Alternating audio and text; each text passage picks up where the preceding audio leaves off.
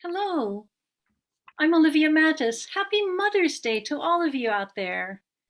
I'm welcoming you on behalf of the Sousa Mendes Foundation. And today, the topic couldn't be more timely for Mother's Day. The topic of immigration is something that's top of everyone's mind, and these twin mothers of exile, the Statue of Liberty and Emma Lazarus, are the perfect figures to focus on today on Mother's Day. So today we have three speakers for you. We have two who will be giving presentations and one who will be reading poetry. So Professor Ed Berenson of NYU is a world-renowned historian of French history. He's written the definitive book about the Statue of Liberty, and you saw him in the video you all watched before today's program, a video that was created by the Museum of Jewish Heritage. Also speaking today is the world's expert on Emma Lazarus. That's Professor ESTHER SCHOR of Princeton University. She's a poet and she is an expert on so many topics, and we're just blessed to have her presence here today.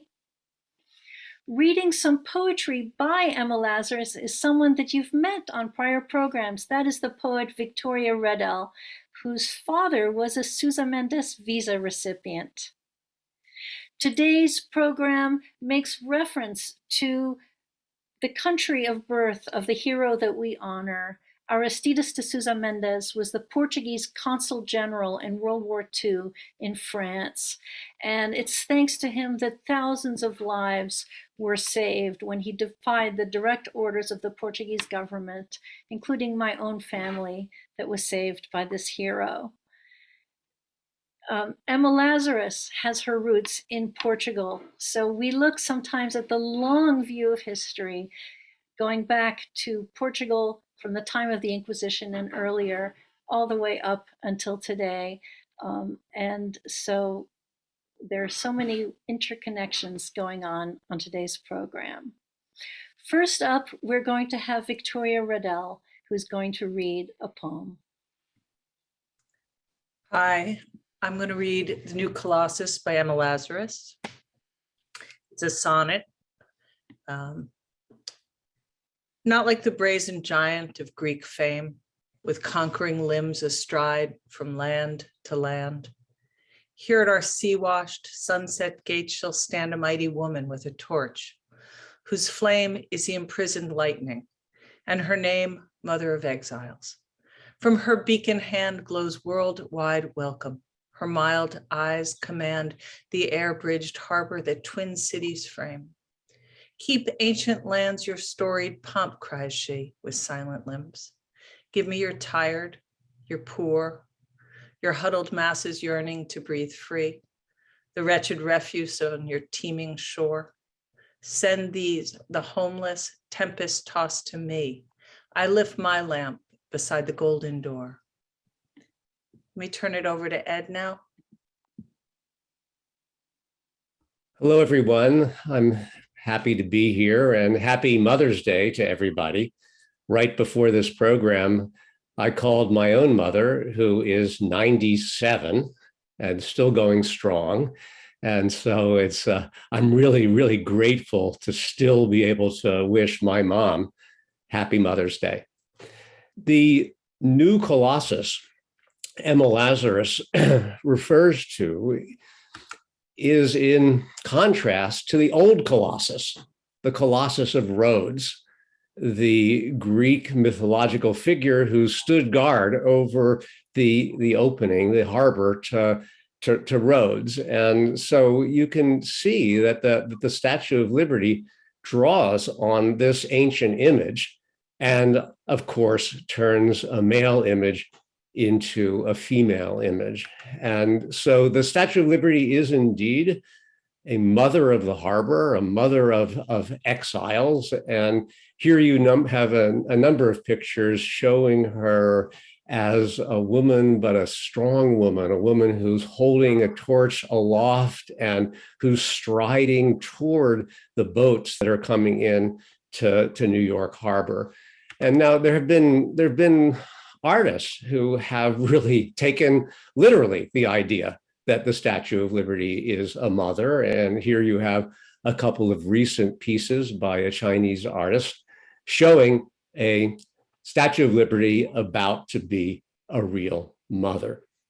Now, of course, we all know from Emma Lazarus's poem that the Statue of Liberty for so many of us represents a welcome to people coming in to this country, but not everybody has seen or even now sees the Statue of Liberty in this way. And so during the administration of President Donald Trump, who was fairly hostile to immigration, and his head of the U.S. Citizenship and Immigration Services said, yeah, give me you're tired and you're poor, but only if they can stand on their own 2 feet. That is, only if they're capable of supporting themselves.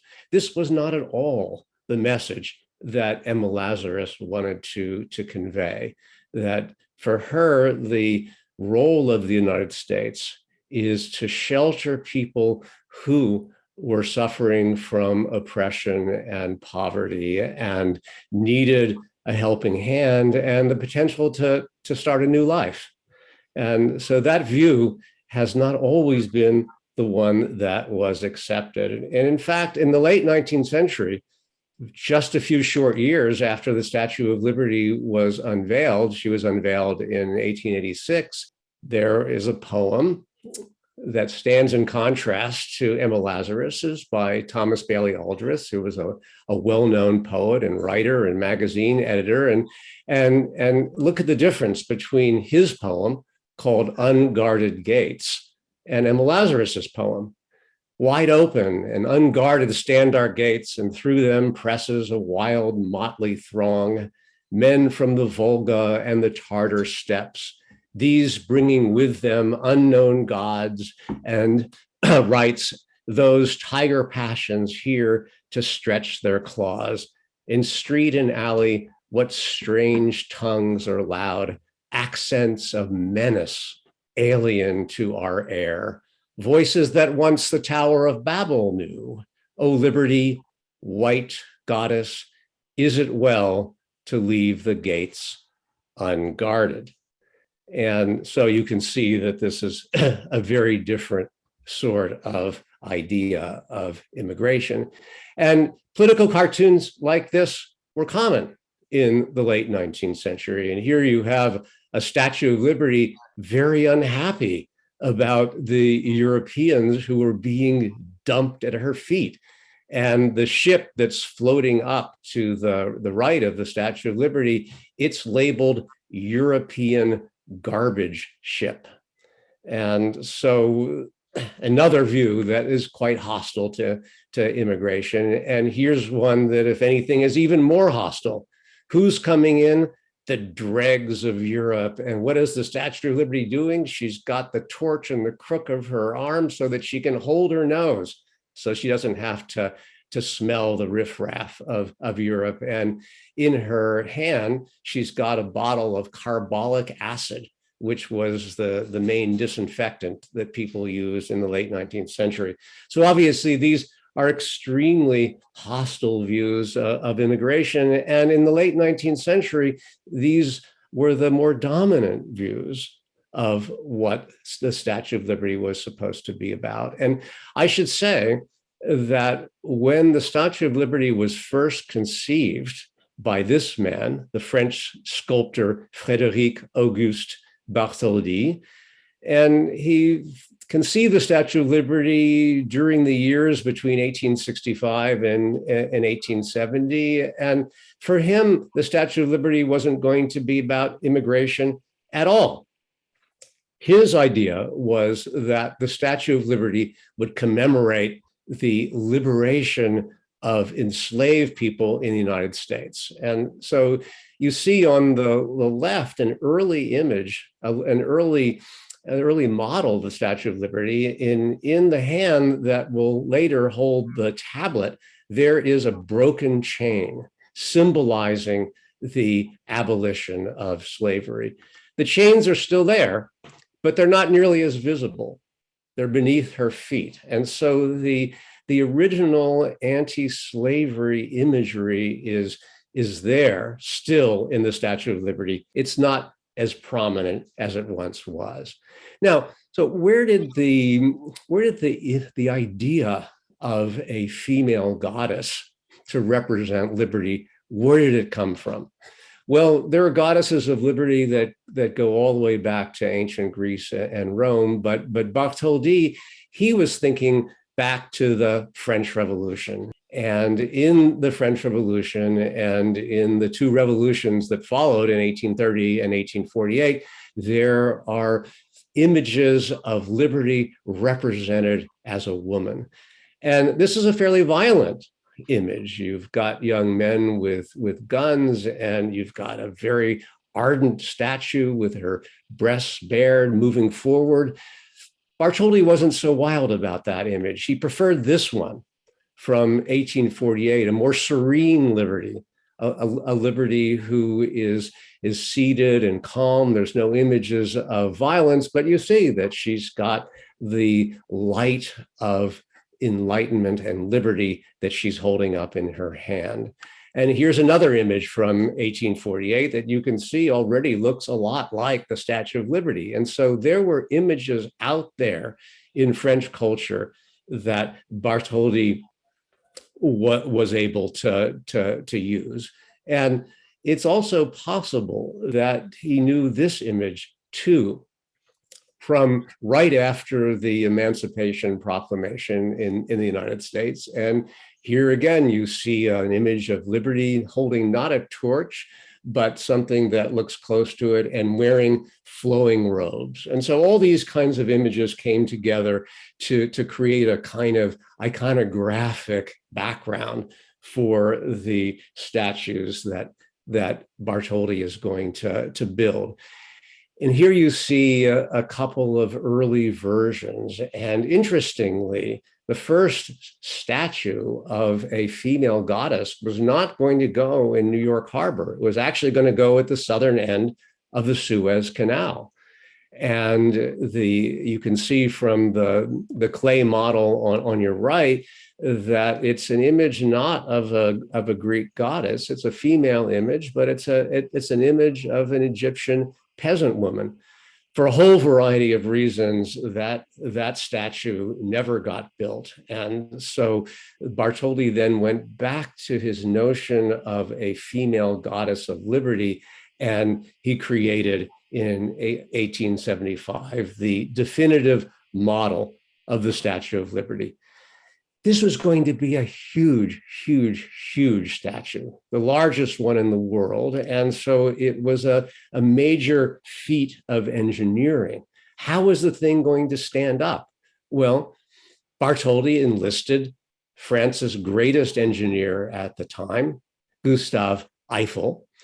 And Eiffel created a wrought iron skeleton that, as you can see, looks very much like what the Eiffel Tower is going to be. And Eiffel creates this wrought iron skeleton for the statue just a few years before he builds the Eiffel Tower. But basically, if you were to open up the thin copper skin, which is the part of the Statue of Liberty we know, you would find an Eiffel Tower inside.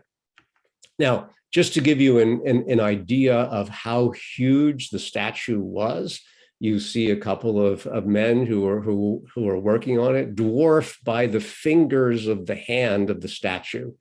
And the way it was built started from a wood cast, and then there was plaster put over that, and then a lead mold before the final copper plates were hammered and eventually riveted into place.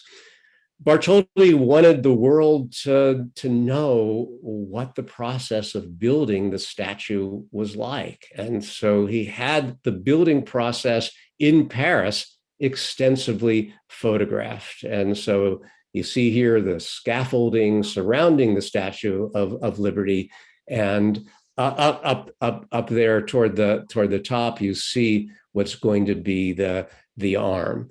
Now, as he was building the statue, he kept running out of money because neither the French government nor the American government contributed a single penny to the building of the Statue of Liberty, not one penny. And so you needed to raise money.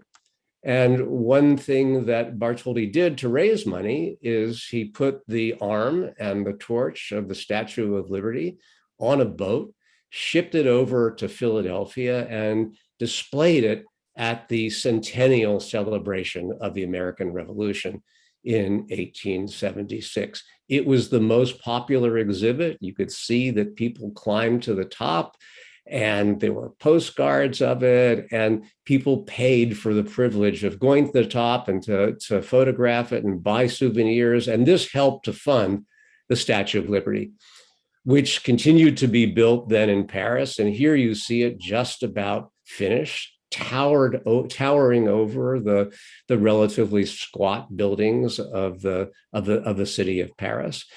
The statue really took 2 years, a full 2 years to build in Paris, and then it stood there for a while longer than that. And when it was done in 1884, the Parisians didn't want it to leave. They were upset. Why should we give to the Americans this extraordinary statue we had built? But Bartholdi was committed to the idea of Franco-American friendship, and he wanted to give the statue to the United States as a gift. And so it went up in the New York Harbor, built on top of a pedestal that was designed by one of the greatest, most famous architects in the United States. And the statue was unveiled in New York Harbor at the end of October 1886.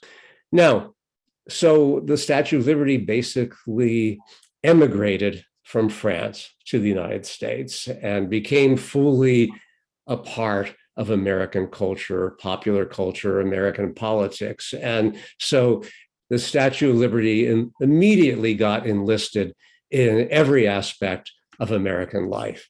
Advertising.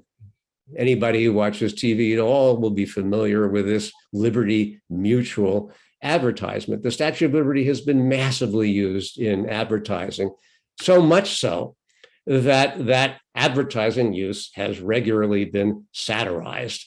And so there you have a Statue of Liberty looking like McDonald's with the golden arches. And here on the right is a kind of anti-American satire, turning the Statue of Liberty into a bottle of Coca-Cola, representing the idea of American cultural imperialism. Artists have routinely had fun with the Statue of Liberty. And here you have a New York State artist named Hudson Talbot, who really kindly gave me permission to use his painting. And it's a version of this famous painting, Luncheon in the Grass. And so you can see the connection here. It's a contemporary American artist using the Statue of Liberty to refer to a great 19th century painting and have a little bit of fun. But the Statue of Liberty has also been used for a lot of very serious purposes, and it represents liberty not just in the United States, but liberty around the world. And so here in Tiananmen Square, the students who were protesting against the lack of democracy in China built out of paper mache in the space of a couple of days a Statue of Liberty, and they designed it on the basis of a postcard that a Chinese student who was studying in this country sent home. They put together this paper mache Statue of Liberty to face off against Mao himself. In this country, routinely, regularly, the Statue of Liberty has been used to make a whole series of political points, many of them quite harsh. And so here you see a criticism of President Bush. Here's a criticism of President Obama.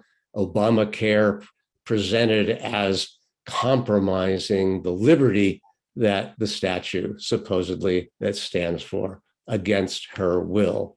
Here you see the the statue used to make a hostile remark about Hillary Clinton.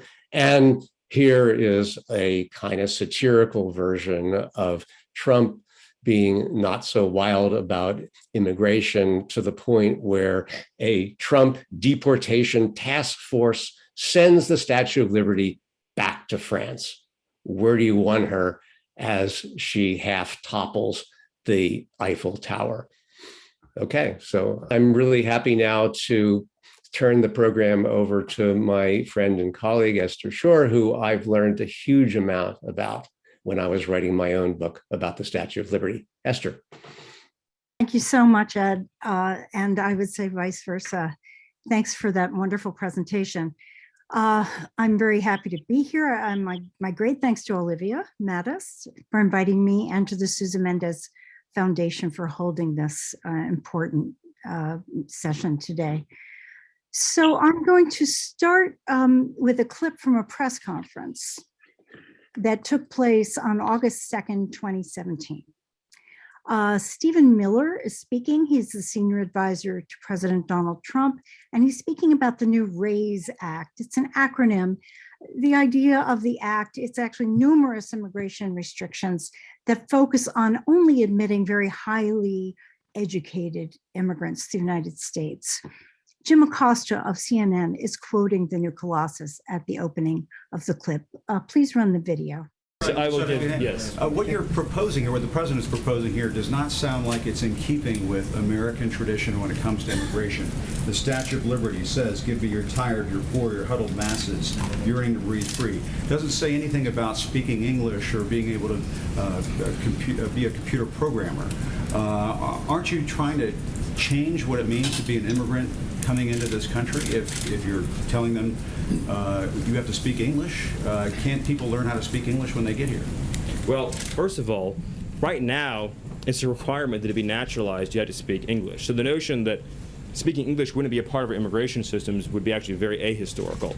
Secondly, I don't want to get off into a whole thing about history here, but the Statue of Liberty is a symbol of liberty enlightening the world. It's a symbol of American liberty lighting the world. The poem that you're referring to that was added later is not actually part of the original Statue of Liberty, but more fundamentally, the history, more fundamentally, you're saying the that history does not represent. I'm saying that the notion. I'm saying the notion that I'm saying the notion. Stephen, I'm sorry. No, Jim. Let me ask you a question. That sounds like some national park revisionism. Thank you. So you hear Jim Acosta protesting when Stephen Miller says, and he's actually accurate when he says the statue. The poem was added later, as Ed suggested. The statue was originally meant to commemorate emancipation, but the statue and the poem are so closely interwoven that Jim Acosta, the son of Cuban immigrants, won't have it, and he challenges Stephen Miller. Now, Stephen Miller says, "I don't want to get off into a whole thing about history here, but I hope you'll allow me to do that for a few minutes." And I'm going to talk a little bit about its historical context and the context in which the poem was written, and then discuss the role of the poem in contemporary debates about immigrants and immigration. Here's Emma Lazarus. So the United States promised to provide the pedestal for the statue. And in fact, they had a great deal of trouble raising the money for the pedestal. So one of the things that was planned was an art auction to be held in December of 1883.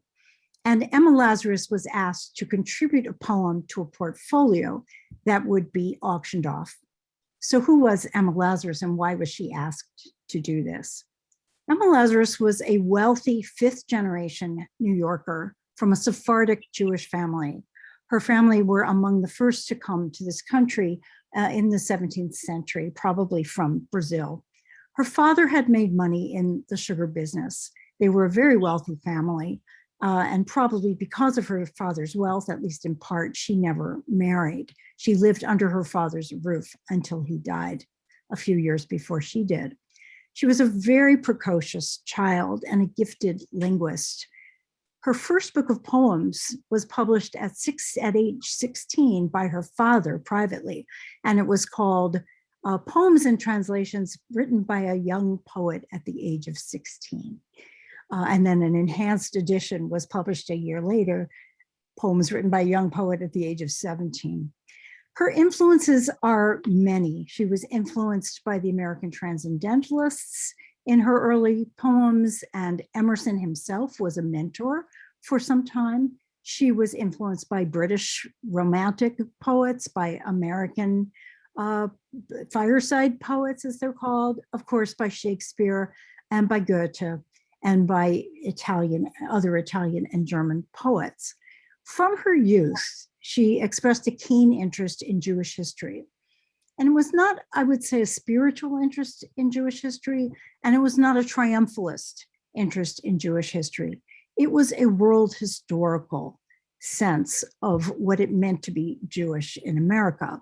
She published her Jewish-themed poems in large circulation middlebrow magazines, such as the Century Magazine and Scribner's, as well as in the Jewish press.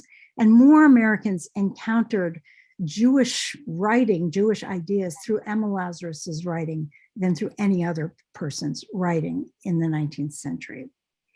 Now, her editor at the American Hebrew newspaper asked her to visit the Russian Jewish immigrants who were being sheltered on Ward's Island. So this was a period of pogroms in Russia, 1881, 1882, and Eastern European Jews were streaming into New York Harbor at the rate of 2,000 a month. So they were being kept on Ward's Island, and Emma Lazarus indeed went to visit them. And without speaking a word of Yiddish, she made herself comfortable among them. In fact, was there when a food riot happened and helped to quell the violence of the riot. And she then began to devote herself to their welfare. She had never done social work before this of any kind. She gave her own money to support them. She raised funds for them. She taught them, found them jobs, visited the shelter, and wrote about their terrible conditions. And because of this work, she was asked to contribute a poem to the portfolio to be auctioned off. And she did so without ever having seen the statue fully assembled. She had seen the hand of the statue that was in Madison Square Park near her home. So this poem is a poem of iconoclasm, as Ed has just suggested. It smashes the idols of the ancient world, the colossus of Rhodes, the sun god of imperial conquest and domination. It is a subversive poem. The new world, Lazarus is saying, calls for a new colossus. And the second voice in the poem, where the quotation marks begin, is a woman's voice. Enlightening the world is not her work. Worldwide welcome is.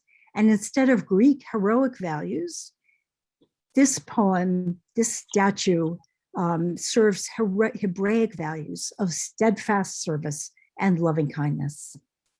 Now, Emma Lazarus died 4 years later of Hodgkin's disease at the age of 38. And 15 years after her death, a friend of hers, Georgina Schuyler, had the poem cast in bronze as a memorial to Emma Lazarus and donated it to the statue. The poem had already faded from view. It was not read when the statue was dedicated in 1886. Ironically, the poem was brought back into view in the 1920s during a period of harsh anti-immigrant sentiment and the Johnson-Reed Act of 1924, which instituted the first national quotas, explicitly designed to lower the number of immigrants from Southern and Eastern Europe. It diminished the proportion of immigrants in the US from 15% in 1910 to 5% in 1965.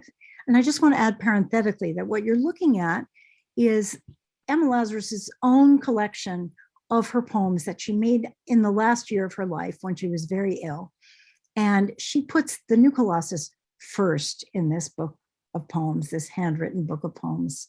She knew that it was such a strong poem and that it would outlive her as a very famous, important poem. So it was revived in the 1930s by a Slovenian immigrant named Louis Adamic, who used it to protest a rising tide of anti-immigrant laws and sentiments. And once again, it was a subversive poem used to symbolize the nation's obligation to protect the civil rights of both naturalized citizens and immigrants. Next slide, please. So you're looking at a Google Ngram. This is what scholars like to do at about 11:30 p.m. So we look up a phrase, huddled masses, and you can see based on the database of the Google Books corpus, this is not a scientific study. This is just simply designed to give an idea. You can see that the poem rises in popularity. It moves into the mainstream after World War II. It was popularized by Irving Berlin in the musical Miss Liberty, and what had once been a subversive poem gradually became a touchstone for a pluralistic patriotism, the nation of immigrants. And this phrase has had a lot of staying power. And the US is still the nation of immigrants, at least for many of us. But in fact, the US has fewer immigrants than Australia, Saudi Arabia, and certainly the United Arab Emirates, which has a foreign-born population of 88%. But from the moment that Donald Trump announced his candidacy for the presidency on June 16, 2015, declaring we need a wall, there's been a remarkable uptick in citations of the new colossus in the public sphere. And here are a few examples. So Writers Resist was a rally held in New York City slightly before the inauguration of Donald Trump on the steps of the New York Public Library, as opposed to the steps of the Capitol. And the writer Siri Hustvedt read aloud the new colossus. Robert Pinsky wrote a protest poem called Exile and Lightning, using the new colossus as a kind of source, kind of touchstone. Next slide, please. Later the same week, the statue's lines were tweeted by the late Madeleine Albright with the hashtag refugees welcome. And the refugees welcome hashtag had legs. This banner was raised on the pedestal of the statue a week after the inauguration, just as Donald Trump announced the first of his travel bans. This one, the so-called Muslim ban, barring visitors from 7 Muslim majority countries for 90 days, including green card holders. All refugee admissions were suspended for 120 days. Later that month, Meryl Streep sang Irving Berlin's setting of the new colossus a cappella at the Golden Globe Awards. And in the ensuing months, several new musical settings of the poem were posted on YouTube. And I'm simply going to show you a couple of slides rather than play them, but I hope you'll look them up on YouTube. One is a ballad called Huddled Masses by Shana Taub, and it's sung by the Brooklyn Youth Choir. A folksier version was produced by Peter Gould called I Lift My Lamp, and it was accompanied by a video of immigrants that cross-cut images of European immigrants from the 1910s arriving aboard ships with Central American refugees arriving aboard trains. My favorite of these new versions of the poem is an R&B version by a band called Fruition, called The New Colossus. And as you see, it was filmed with the Statue of Liberty in the background. Now, during the summer of 2018, when ICE agents separated children from their parents at the US-Mexican border, the words of the new colossus could once again be heard among the voices of outrage at demonstrations, in editorials, opinion columns, and the Twitterverse. And on July 4th, members of the activist group Rise and Resist staged a demonstration at the foot of the statue, spelling out "Abolish ICE" with their t-shirts. And here's a close-up. One member of the group, Therese Patricia Okumu, managed to scale the base of the statue and perched there until she was hauled away by the National Park Service. Not great optics for the National Park Service. And through it all, the US Citizenship and Immigration Service website continued to feature Emma, our virtual assistant, explaining that Emma is named for Emma Lazarus, who wrote the poem inscribed at the base of the Statue of Liberty about helping immigrants. And I'm going to pause over the word helping. It's not accepting or welcoming or naturalizing, it's simply helping. Emma Lazarus's words continued to be quoted, cited, invoked, and intoned on both sides of the immigration debate.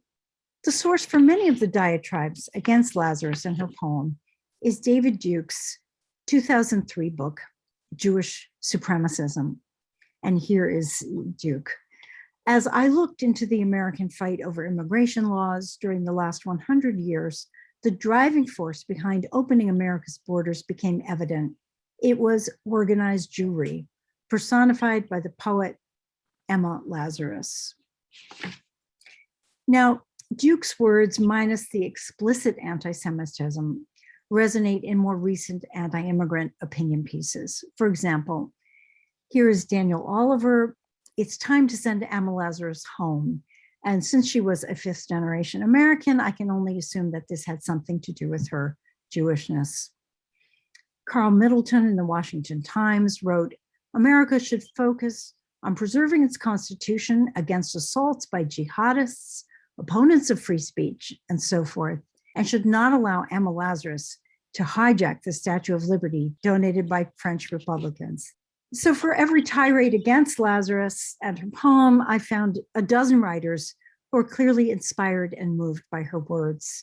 And the poem is quoted in many personal stories told by individual citizens in local, national, and international papers. And here is a woman named Rita Lucy writing in the Orlando Sentinel, quote, I too am the daughter of dreamers. My illiterate grandmother came from the Carpathian Mountains of Slovakia to New York in the late 19th century. Married at 17, she had 8 children. They became the laborers in the mines, the backbone of the roads and parks, and the parents of a generation that would give this country its teachers, inventors, and entrepreneurs, but also its welders, streetcar conductors, nannies, and maids. With determination and vision, each generation progressed to professors, doctors, nurses, priests, and ministers, and many who defended this country. Have we forgotten the words of Emma Lazarus, inscribed at the base of our icon of freedom, the Statue of Liberty, give me your tired, your poor? Have we forgotten that America need not be made great again? It was great before all this bigotry and propaganda became daily news. So I'd like to close with a more recent setting for the poem, a visual setting. During the summer of 2020, the Museum of Contemporary Art in Denver ran a 25-year retrospective of the New York-based artist Nursery. We the People, as it was called, included a 20-story projection called the Lazarus Beacon. An estimated 31.5 million people are said to have seen it. Ward, an immigrant from Jamaica, whose work is deeply invested in issues of racial and social justice, has drawn individual words from the statue's speech, excluding the final line about the lifted lamp. And the installation drew a divided response. For some, it projected a sense of solidity and monumentalism, the light that continues to burn. Others have registered these words as telegraphic, conveying a sense of urgency, perhaps emergency. To be honest, I see it both ways, a shimmering tribute to the still captive light of the statue, reminding us that the new Colossus is a poem of aspiration and ideals. I'm grateful to Nursery for his remarkable achievement, bringing the poem vividly to life by asking us to read it afresh and anew, word by word by word. And now Victoria Riddell is going to read a poem called 1492. This poem was written within a few days of the new Colossus. And as you know, the new Colossus universalizes the experience of the Russian Jews with whom Emma Lazarus was working. But 1492 returns the issue of immigration to a Jewish framework. And it's about the Jews who were expelled in the Inquisition from Spain and Portugal. And it's a much more equivocal poem about the future for immigrants in this country than the new Colossus is. Victoria. 1492. Thou two-faced year, mother of change and fate, did weep when Spain cast forth with flaming sword the children of the prophets of the Lord, prince, priest, and people, spurned by zealot hate. Hounded from sea to sea, from state to state, the West refused them, and the East abhorred. No anchorage the known world could afford, close-locked was every port, barred every gate. Then smiling thou unveiledest. O two-faced year, a virgin world where doors of sunset part, saying, "Oh, all who weary enter here." There falls each ancient barrier that the art of race or creed or rank devised, to rear grim bulwarked hatred between heart and heart. And now I'm turning it back over to Olivia. Great. So I do see that there are questions starting to accumulate in the chat box. Victoria will be moderating the Q&A in a few minutes. So I encourage you to continue putting your questions in there for Esther Schor and for Ed Berenson. Right now, I'm going to tell you about what we have coming up at the Susan Mendes Foundation. I hope you'll sign up for the next series of events. Next week, we are looking at Italy, and particularly the Italian masterpieces in Italian museums and private collections that were looted by the Nazis during World War II, and the efforts post-war of the Monuments Men to recover these works. We're doing this program with the Monuments Men Foundation, and it's going to be quite fascinating. It's a program you won't want to miss. And in a few minutes, we will see the trailer for the film we're going to be showing you called Stealing Italy. But let me now tell you about the weeks coming after. So the following week is a fascinating story that takes place in Switzerland. And this was a Polish story. It was a rescue operation that was a partnership between Polish diplomats in Switzerland and Polish Jews living in Switzerland. And they concocted this crazy plan to save Jews who were trapped in Nazi-occupied Poland. How were they going to save them? By issuing them passports to the country of Paraguay. So they created this whole scheme, and then more audaciously, they convinced the government of Paraguay to accept its new citizens. So we're going to have on that program a woman whose family was rescued, literally taken off a train to Auschwitz by one of these Paraguayan passports. We also have the granddaughter of one of the heroes of this story. So you definitely will not want to miss that program, and it's a free program. The following week is a very unusual story, and it's a story of Black-Jewish relations in the early 20th century. And it's a little known story of a handful of Black cantors, and in particular one whose name was Thomas LaRue Jones, who went by the name Tevye the Black Cantor, who would drive his Jewish audiences to ecstasy. It's a crazy story, but so fascinating. And we have the man who is writing the definitive book on these Black cantors, that's Henry Sapoznik. And in addition, we have a Black rabbi who is Michelle Obama's cousin, a very well-known man. His name is Rabbi Capers Fanay from Chicago. He will be with us on the program to tell us the history of the Black Jewish presence in America. Quite a fascinating story that most of us know nothing about. And then the following week, we have Dr. Ruth Westheimer as our guest. It's her 94th birthday, and she's going to celebrate it with us. We're going to see a film about her, and you're going to meet her in person, and you're going to get to ask her anything. So that will be really quite something. So right now, we're going to show you the trailer for next week's program to the film called Stealing Italy.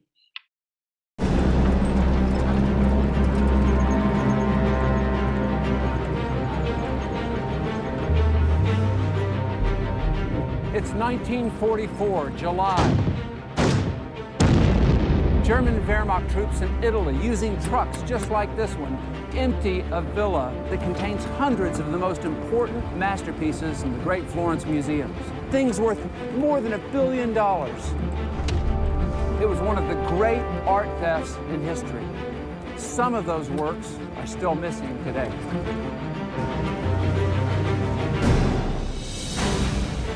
At the end of World War II, the Allies made a series of shocking discoveries. Hidden in trains, bunkers, and deep underground, they found mountains of stolen treasure. That must have been like going into Aladdin's cave. Hitler and the Nazis had looted an entire continent and committed the greatest theft in history. Now, a team of investigators is opening up cold case files of Nazi plunder still missing today. We're talking about things that are worth tens of millions of dollars. Robert Edsel is an expert in Nazi-looted treasure. Hundreds of thousands of objects are still missing. Well, we have a lot of digging to do. Joining him is Second World War historian James Holland. None of this was really his. He'd just taken it. And investigative journalist Connor Woodman. And this is a genuine treasure hunt. We dig a hole in the ground and we find those cases. Their mission, uncover new clues. Oh gosh, this is it. Explore Nazi hideouts. Whoever built this brick wall really didn't want anyone to get through to the other side. Find out how the treasure was stolen and where it might be now. What a piece of history.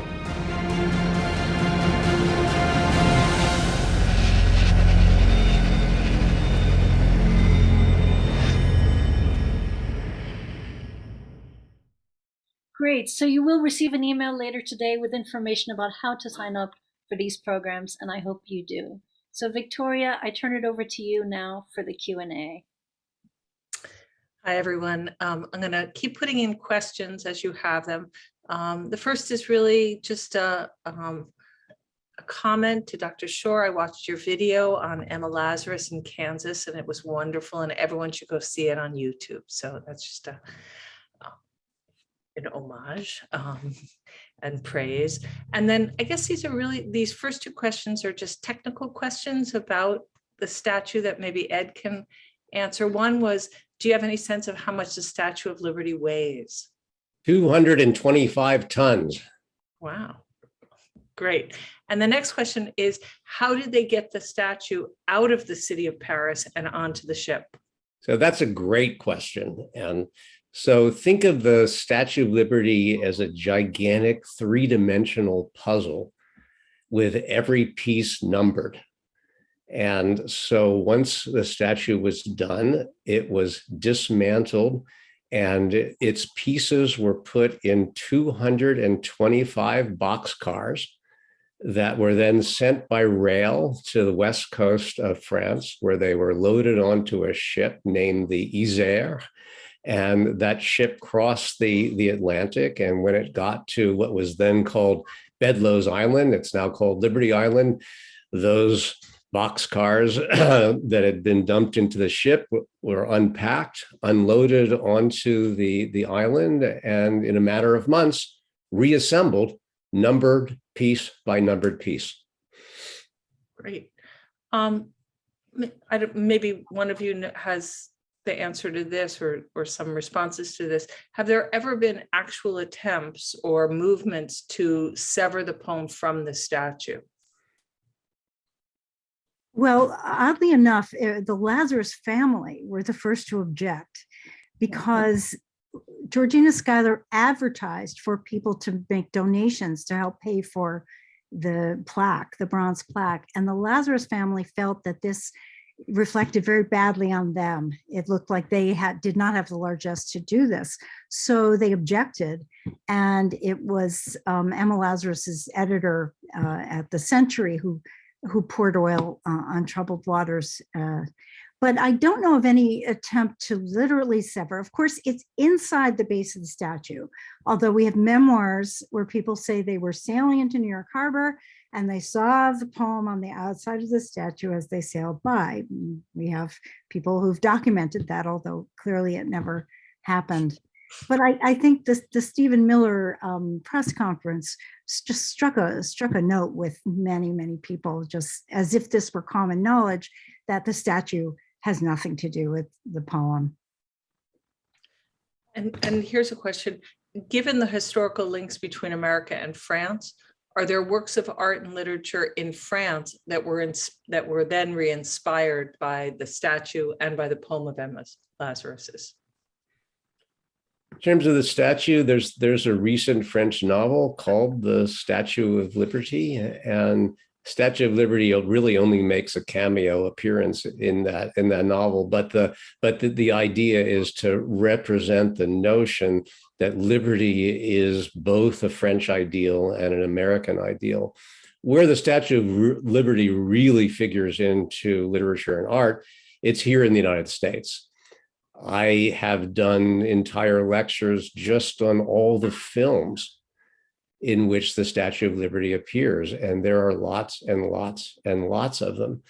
But I think it's really, the Statue of Liberty has had a profound effect on American popular culture, less so in France, with one exception, and that is that there are about a dozen exact replicas of the Statue of Liberty distributed all around France. Who created those? That's a separate question that got asked. Yeah, so Bartholdi created he created a lot of them, and he did it to help pay his bills. And more recently, there's this high-tech company that has figured out how to make an image of the Statue of Liberty without touching it, using one of the quarter-size models that exists in Paris. That those of you who have been to Paris, you'll know that there's a quarter-size model in a little island in the Seine River in Paris. And so this company has created a digitized exact image of the Statue of Liberty. And from that, they have built exact replicas, which, as I understand it, they sell for about $1 million a piece. Esther, I'm going to sort of ask this question. I'm not 100% sure what was being asked, but the first part of the question is, was this poem, I'm assuming it's the new Colossus that's being talked about, revolutionary, or was it immediately understood as a revolutionary kind of poem? And the second part of the question is, are there historical calls to open immigration in the US or world history? Well, I do think it's a revolutionary poem. I mean, Emma Lazarus's take on the poem was simply qualitatively different from that of La Boulaye. She saw it as a poem about immigration and immigrants and the New York Harbor, rather than a poem that celebrates emancipation. And I love the image of the chains at the feet, because they're not easy to see. I mean, in a sense, you need the image from above to see them. I wouldn't say it was recognized as a revolutionary poem in its own day by any means. I mean, she published it a month later in Art Amateur magazine, a very kind of coterie magazine. And as I said, it faded from view. It was not anthologized along with the poems of hers that were anthologized. They were the Zionist poems in the earlier part of the 20th century. Have there been calls for open immigration?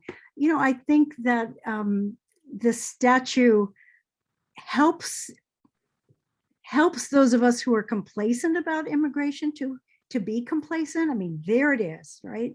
It's just there. It will never be moved. It will never be toppled, except that we see in all of these political cartoons that it's being dismantled, toppled, amputated even. I mean, I've seen all sorts of horrible deformations of the statue's person. So it's a poem that has become part of the mainstream, but which I think we, at our peril, we forget how precarious this gesture is. So if I could just add something really quickly to that, there's the number of the movies that feature the Statue of Liberty feature her being taken apart, mm-hmm. or in some way being harmed or menaced. And I think they convey the idea that liberty is a fragile thing and that it needs to be protected. and that there's always the concern that liberty can be defeated. And you see that, I think, in one film after the other, sadly. The next question is really a large question, but obviously pertinent, and one that we're all thinking about, which is, why is anti-immigration sentiment so pervasive generation after generation, and what could we be doing to change that kind of mindset? You want me to tackle Esther, or would you like to? Go ahead. I mean, there's a direct correlation between the state of the economy and the hostility to immigration.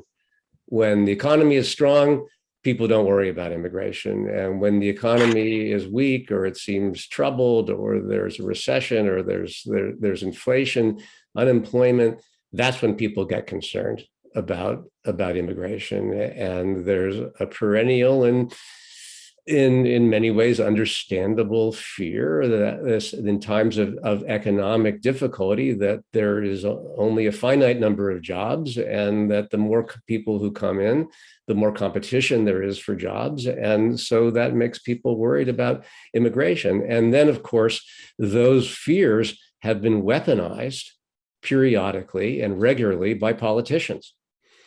And so I think legitimate concerns about your place in the economy then get turned into political fodder by different political formations.